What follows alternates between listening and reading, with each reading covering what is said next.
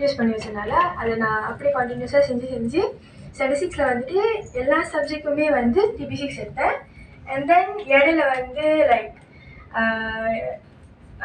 என்னது காசு வந்து வீட்டில் ப்ராப்ளமாக இருந்த சீரியஷன் ஆகுது, என்னால் படிக்க முடியல. ஸோ Form 1 அண்ட் Form 2 வந்துட்டு அப்படியே ட்ராப் ஆகிட்டேன். ஸோ எல்லாமே வந்துட்டு நியூ என்வாயர்மெண்ட் எல்லாமே மல்லே இங்கிலீஷில் வந்துட்டு படிக்கணும். இங்கிலீஷ் கூட ஓகே, மல்லே வந்துட்டு எல்லா சப்ஜெக்டும் மாறிட்டனால எனக்கு ரொம்ப கஷ்டமாயிடுச்சு. So Form 1 and Form 2 drop ஆகிட்டேன். பட் தென் Form 3ல் இப்போ தென்னாங்கில் வந்துட்டு நான் ஃபெயில் பண்ண பாதி சப்ஜெக்ட் வந்து பாஸ் பண்ணேன். இந்த வருஷம் எனக்கு வந்து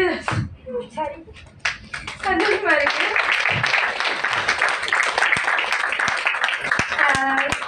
நான் வந்து கிட்டத்தட்ட 6 சப்ஜெக்ட் வந்து Form 2 USA வந்து நான் ஃபெயில் பண்ணேன்.